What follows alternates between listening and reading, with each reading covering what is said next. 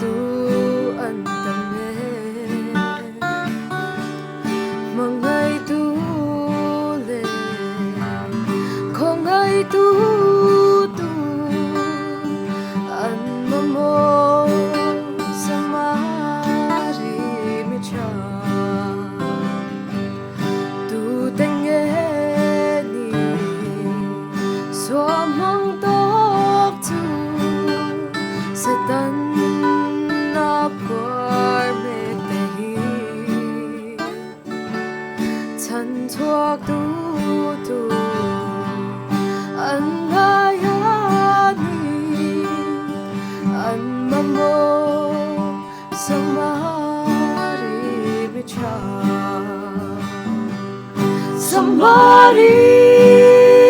Mitha như mây dài đậm chân quý ngài tên chân quý tu Samari Mitha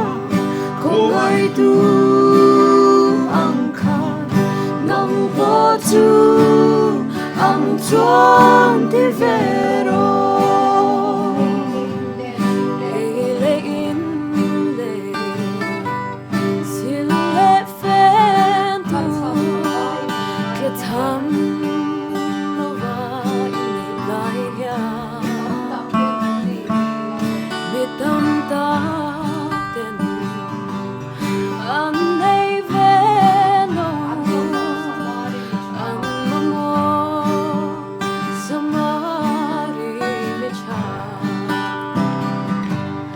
Samari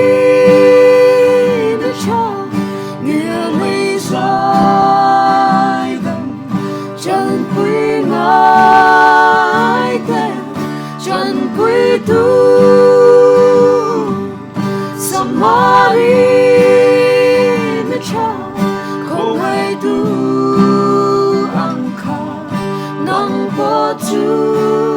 ang chuan ti vero ôi buna po only mama Samari Mitha ya chân quý ngài tên chân quý truyền tu Ateteii Samari Mitha Samari Mitha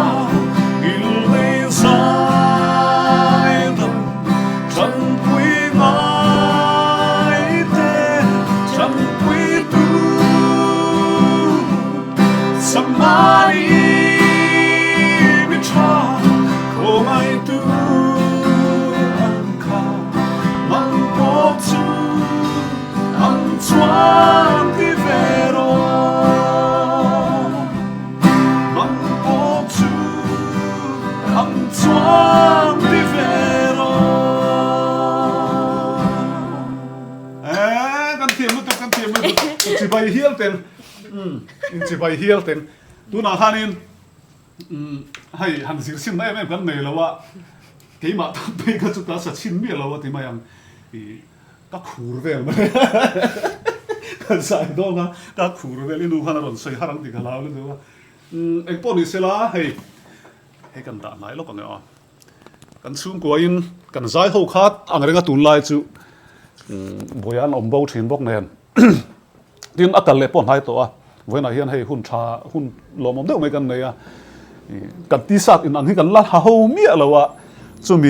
rual chuan in Samari Mitha hi kan sa chak deuh hleka ka han sa ve ni kan soi du chu Chhungkuaa hi toy te ka soi do na khongai takin uluk tewin lo ngai thla ula Chhungkuaa hi thil ti ho thei tur chuan in lung rual ngai em a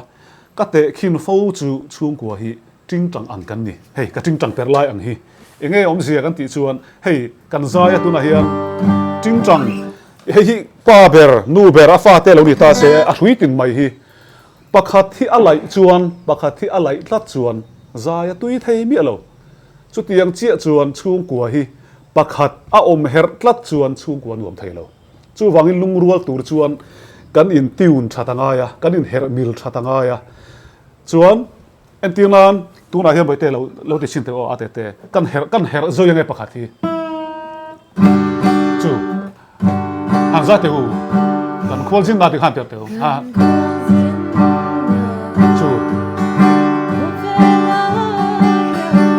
alai tat mai ni ate ber kha lai tat mai ni hei hi amaro chu alai kha kan siam tha chuan uluk dewin kan zai pui thei a ting tang lai hi a zai pui thei mi lo chhungkuaa po pakhat te lek kan lai hian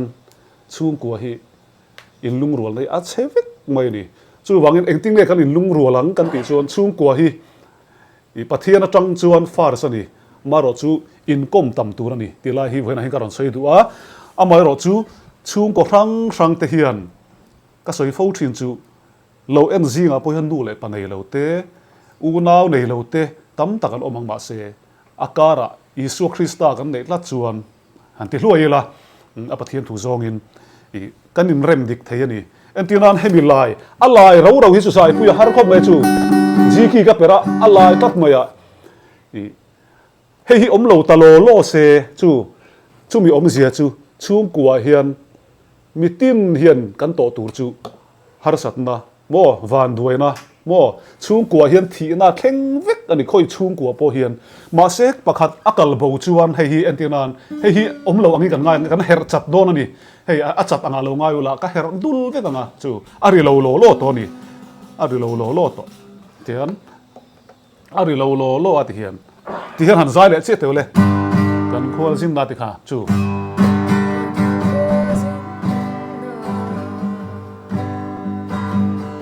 Hovela hian chu aom lo kha chuan thiam em acha lo to kha chuan ala zai pui thei ani ba se om si lai si boi thak ta ni chu wangin nu le pa te keipon ka soi fo thina in soi lu le hi ngai thina soi fianan nu le pa ka nei lo ma awangin achat chungin pathian ka fakani pathian ka ngai ani chu wangin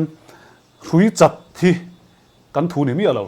mahse alai hi poi thina ka soi chu kan thiam ang chu mo ting tang po kan her mil lo chuan alai tlat chuan kan zai pui thei lo wa chu tiang che chuan i chung te mila i chung te du dana i nuni man lo chuan mo ka soi chan chau ni chu i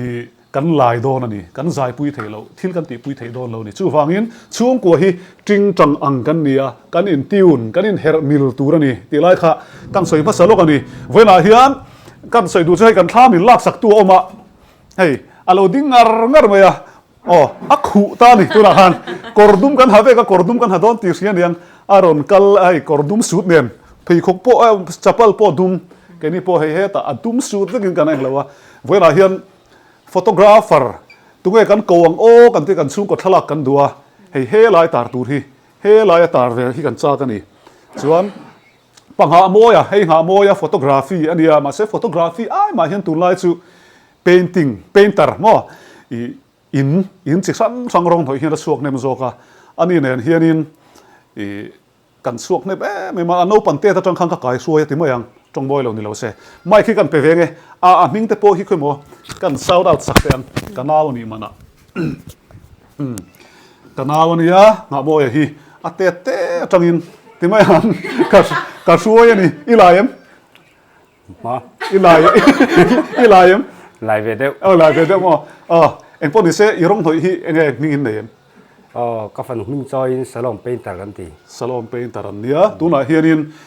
om zia chu kum somvel mizuya chu min hu po mizui le a photography te kan in zirtira thil sang kan in zirtira tu na hianin ama pualin rong noi a chuak to a pu berani to a ta chuan hei utlan construction noya te anon pot peng na sa chu mai piala ma chuan hei building lar tak building moi tak de rong noi turin aron som thina adu ve ka chuan a phone number poi karon da hialang i nga moya ting karon da me anga emoya ting karon da nga in lo contact me anga khoi i ngoro i soi khan dum lo mai thei hei tun laia footballer lar a puya ral te ni kha a puya footballer te in te pon hoi me ka tin PUC te Azol North College te ti le building lar tak hi apual a ho hian tha chu rong an lo hnoi thin ani ani tro sei du te nem tlem a zong a hay bị cái din chu thei san chu pumal so ma hi de yo kan phak duak ai zon a bul tran na mi biang biak chung chang a te thil han ti chung chang a hian ama hin zir tam tak a chu mai pe lama heta photography lut le na deuh pakhat chu thla kan an rong kan an hnoya rong kan hnoi hian mi hian khoilange an thlir bik han lu ching khoilange en ma sak ber ti zong kha kan hriat thei pha ka tam taka hian ei zon na hian a uluk zul ngai lai le kan uluk loi tin lampang le a uluk zul ngai lai le uluk zul ngai lo lai ang deuh chi kan ti kha kan tam tak hi kan hriat thei pha chu tam taka hian ka chhor hle ni kha hello rong lama hian photography karin ai ka lo chhor na sa le zuala ama ka zui tang hian ti kha ei ka sapong nge sei du ni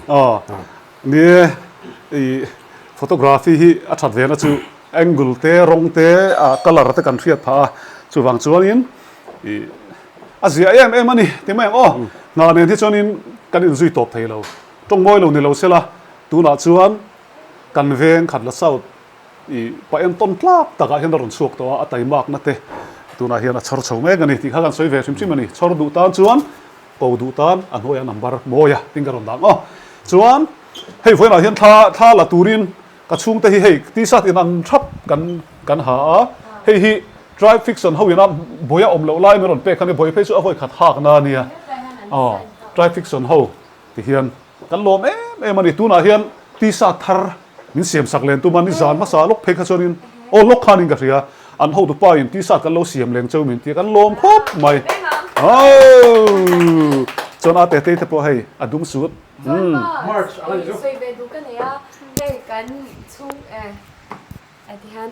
soi ve du kan ya kan Chhungkuaa photoshoot kan nei don ti ka shat khan ka phur to lu tu ka mania kan video top lama ka lo mention na kan nails min ron zo china chu udu saki ania dreamy beauty hapanya hei han en ula kan soyanga ka du vak su ka du sak ka du sak te ka ti ka lo du sak let ve du chewa chan chu atlom extension chu in shanga to lom na design te du ve chuan hemi hi zaliman chu ni extension ani ta chuan chu ino pan venga soft gel ang chu te po hi zatni te zathum te tia chuan zali hydra te po tia chu po zali ni ta a product man hi acha atloma wang hian mi chuanin enge a thawak lawang an tia mahse product amang enge towa acha boka mahse atitlom ani ti khang lo soi lo pan ve ru IG kan lo da IG kan mention don ni ti khan ka ron da sak don ni kan lo me ti chuan Ateteii soi du in em voin hi nuam atiem Thlalatu alai tat zela ni chuan anu hi kan zot ve lok te ang le engmo soi du te nei em nei ve enge soi du anwam chang ban ani ti mai ro chang ban ni nei kha vlog mine chang ban e ya lom kha kha ate ni chin kan zai kha tu na kan zai kha ka zai kha kan ti sin si lawa ke ma zai kha ka khur ve la ni chu bo yam soi du nei em Gujarat lama chang zon Gujarat lama tangin in ngai tlangin no mangu kholum mai chu ni mai ti hianin photoshoot ne kan tuma ron sur ta chi mai so lai so ei ron sur ta buan ma kan ra le lam hi mission veng kan zai kha a thok na dew niang chuan hei nga mo ya hi kan som na chan chu ka soyang khan professional photographer kharon ni chho mana tuna poni lo ti na ni lawa amaro chu rong noi lama azuang lu tama ma zoka tunge Thlalatu hi kan kawang kan tia kan thian te ho thiam tak te po kan be deuh nual mana Chhungkuaa Thlalak hi kan du ma se pangha mo ya tana tabir ni hei boina hian min rem vel do na nakina thagan la ho ang a ho hian Thlalatu pona ruai thei khoi ti hana pa hi kan lo kom venga min kom maga do ti tu kan lo mi lu tu ti han pi kok sang ka buna nang ma hian ka sang em sang lo ti han ka zo tanga mai khi chu ka ron petolo me chuka voin hi no ami ti em etie chan chu mo pangha mo ya lo kala chung chung ko kim hianin kan hi khat to em ma kan lo upa veze la shante lo ngai wangin enge keima te lo shang ve don ni ta ang ni la โอ้ min nga yang em เองไงโดนเวกฉันชั่วโมงนี่จานะพอกันฉนมป้าบุหลากเราเสียป้าหนูฮิกูทำอินโคมเตเบียกินอินโคมเตทราเวกกันอินโคมตัวรีโคตรล่างอ่ะพออินมันตัวมาเสียโตก็อินมันง่ายกันเราเตียฉันชูโคเวลฮิชุ่มกตานเฮียนอุยอมลุตุกอุยอมลุตุกโม่ฉันชูกันอมเฮาชุ่มฮิเรเราลุตุกันนี่ยูมาฮิอจิรชัวเมลจวนประเทศของนาจาระดัมเตกันอมจวนนุปุยในหุ่นงาโม่จวนนังนี่พออินจิรชัวเมลจวนภาษาเนเราหุ่นเละตัวงาจวน nei phal don reng em พันลุตุกจวนก็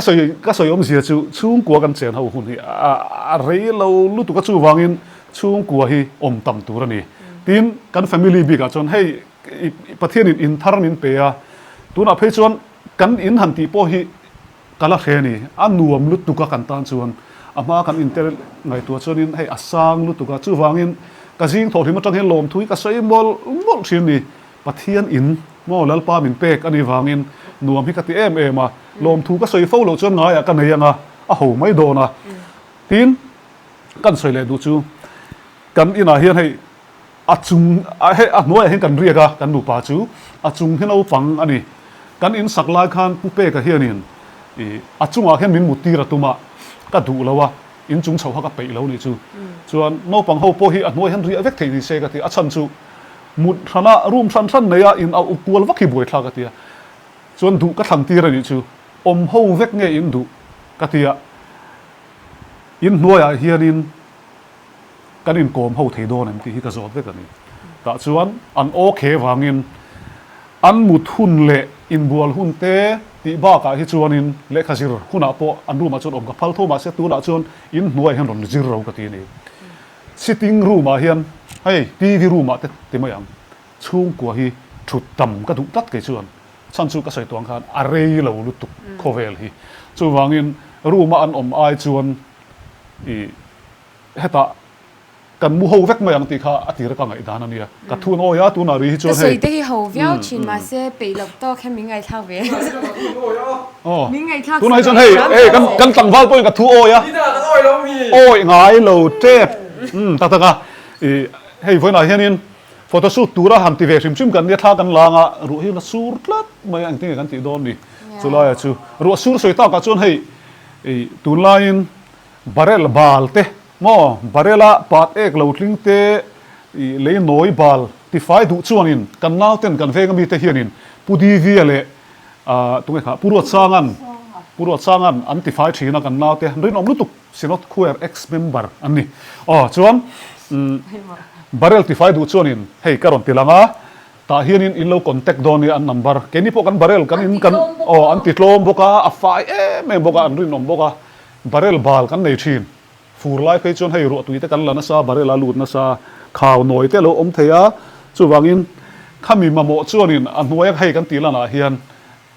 อินเราคอนแทคโดนอินบาร์เรลไฟตัวนี้เราชัวบาร์เรลโม่ตัวนี้เราชัวไฟตีโดนเนี่ยอัธร์อังวร์นั่นชัวเลยโดนนั่นดิชวนหาเขาอย่างลากโดนอินจุงโซ่ไม่หรออินจุงโซ่ละมั้งเซปังอาเตมาเซ่รัวหิ้งฟังโลกิลาตรอเอ็มปนิเซ่อันนี้ติดตัวเท่านั้นเกยฮิ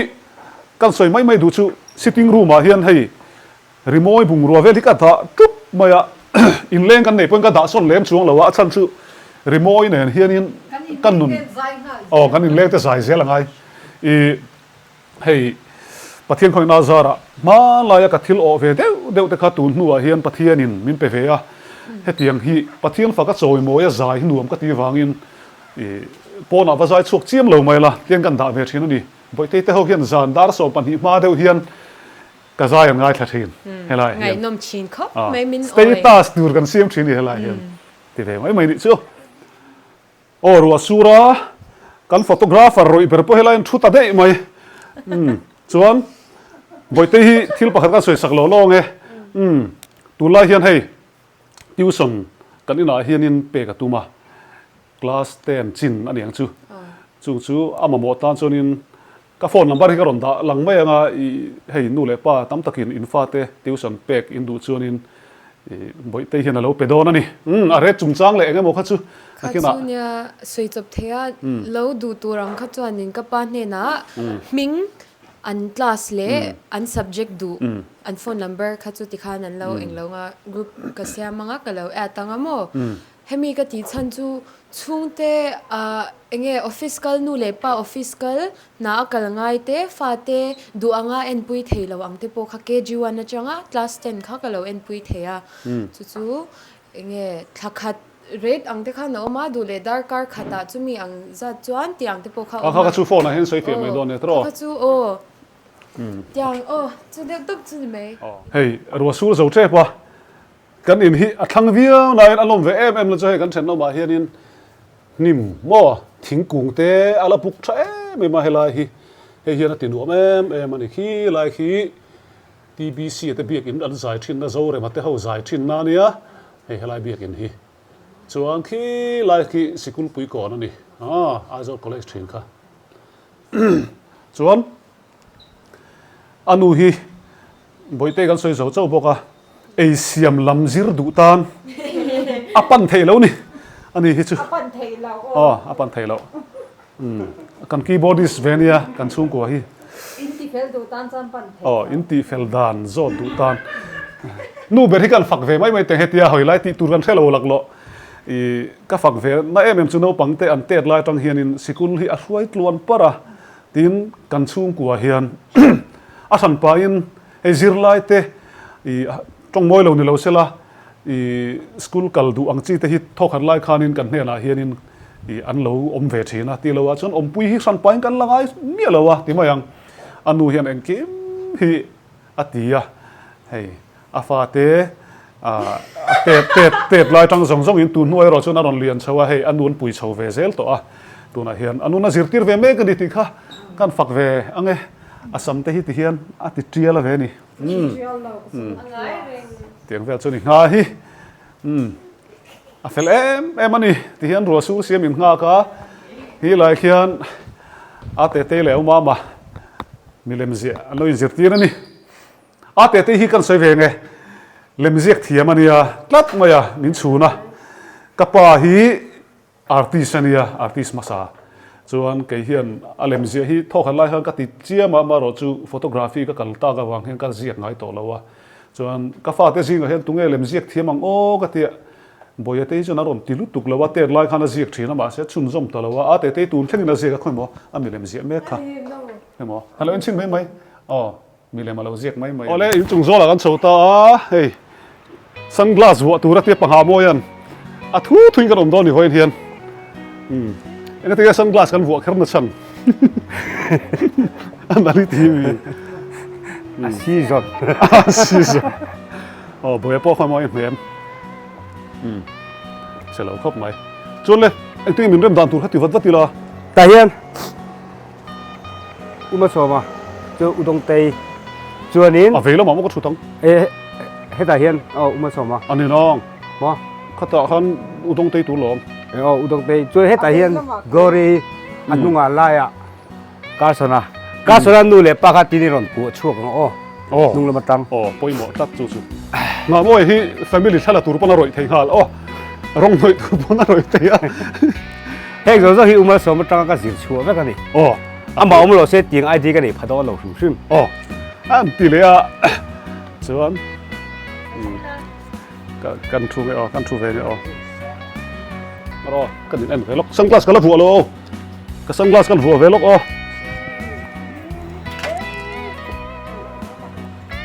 แต่เห็นมั้งนี่เลยไอ้ดูด่างข้าวมีลมตีร์เทยก็ละไอ้ที่เห็นตีร์สวยเลยก็คุยแล้วจริงเลยกันเกย์เฟรมโดนเราตัวเกย์หลังโดนเราล็อกก็ให้หลังโดนเห็นทะเลาะกันชีบ่ก็ไม่ขี้หลังโดนบ่ก็เฉลยเดี๋ยวก็ริงรอนเห็นต้นแล้วกันคูบจินเวลาเห็นอีกตัวตัวนั้นนี่one two กันอันชินอันนั้นหลังชื่อ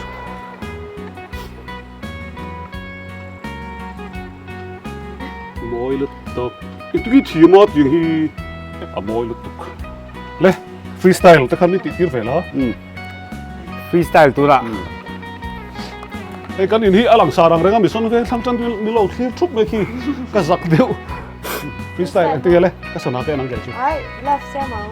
freestyle love samang freestyle love samang tan hey hey hey hi tiang ni tianga iti thanga hey hi ti kum ro ê phei về làm gì hả ăn đồng chí luôn tiền này mấy tiền ngai lo mi kan pa tin na ngai to lo kha cho adi thanga 1 2 chuk sei lo kan ti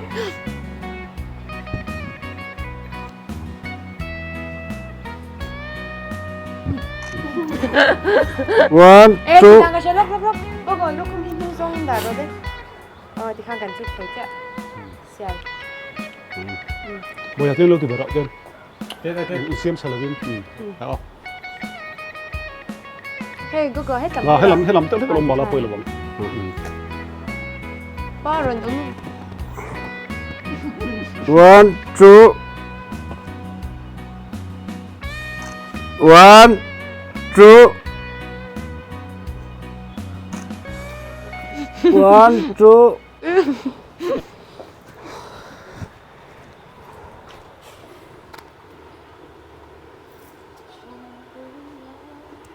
anh đã liên tục khát tuần như thế nào rồi mà tăng lệ đấy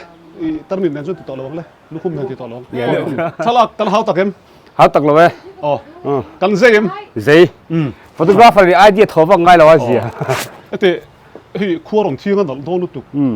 thì cần đến thì 360 về rồi mà mà thằng na nuông về tất fresh cop mấy bầu rồi fresh lúc tục cho nên tiếng mình soi lại đó lấy hàng tỷ lệ rồi lấy mình lên kan photographer ấy dây bóc á anh tiếng ông đoàn tụ thì hiện khai mô khai mô thế thì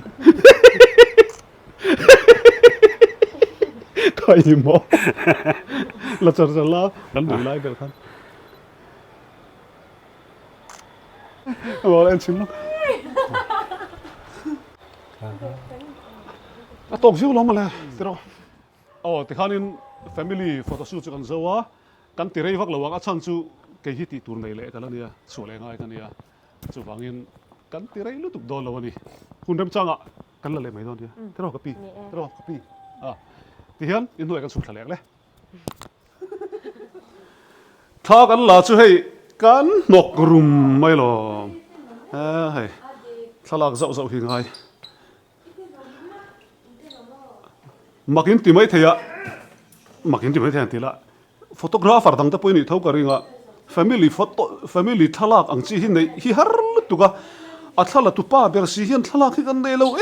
em ringot mai ni lak ve tum tak tak ngai thalak thani tur hian ti hian in kan video hi kan ti top don mai mai anga nge ha kan ti leng thla kan le mai do voi khat chi ka zai anga chuan kan video kan ti to pang engla sang o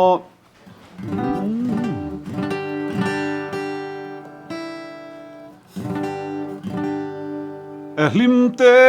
a ti khao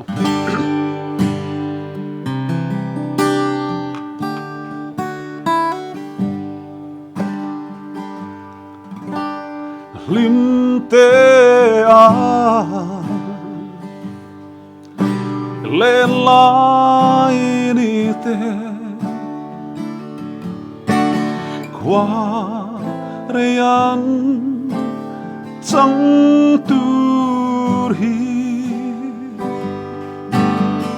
don chang in lunga oi nem kan chân hi lim te in valen ta la lên nát lang môi zeli qua nu lên in min hwal zel se o ton ni zong a her le ngeang chuan na tlang a dang tur hi kan ngai thiam don em le dang te i kwanu zara matiang hun thiri a thu ka thiam chiang chi lo lim te in valeng ta la le na tlang moi zelin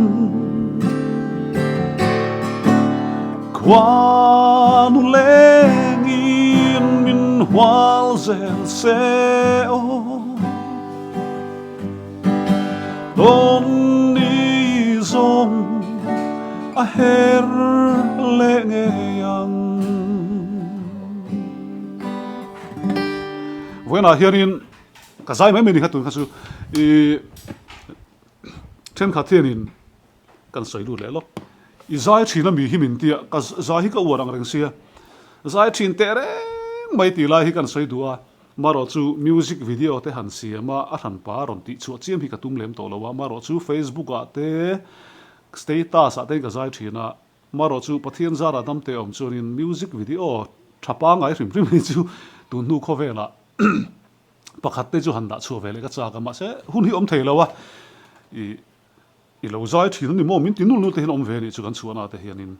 zai hi katui bermin zota sela ani karinga zai hi apialam te hi chu photography te hi chu kan ei zon na ni ti lo thei lawa chuan zai hi katuya music katuya ka per la sa a ting tang ka per la sa keyboard ka met na sa te hianin ka hun man dan tlang pui chu ni moya zana te hianin thalak chuanin mit te lo khama I kong te lo khama chumi ti renan in relax nan hianin ka zai vak thina ni ti kha kan soi mai du a poni sela voina hianin chhungkuaa thalak na hun thade mai kan nei chu takara hei thamin lak sak mek tu kanaw ha moya local thei hlau maya ani hi tlai chaw helaya janri min kil pui ngal turin ka som boka ani po hi kan tilang venge ti hian ani po hi pathian mal som na lo dong zel sela ka soi tong khan rong hoi lama kala hei in lian pui te in nal du chi ho khan hoi tir na sa tuna po milar in te an hoya tin azirna in sang jok in te an hoi me kani ti hian kan du tong don hnaianga azara thalak thadeu kan nei turanga yang editing lam ka chu ka ti tir lawanga ke mang ka editanga kan banga kan tar ku don ani pathin in remati chuan dam te om chuan helai tang he kan bye ang chu photoshoot vlog mai ani voini chu bye ule International market thing park ina and call. Mal som photography. I try to make him like the me. Mal som photography. Dam chung hun ton ro pui in le niatan du thusam athale zual. I try to make him like the me. Wedding professional, portrait photographer, Mal Soma photography. Contact 9862362007.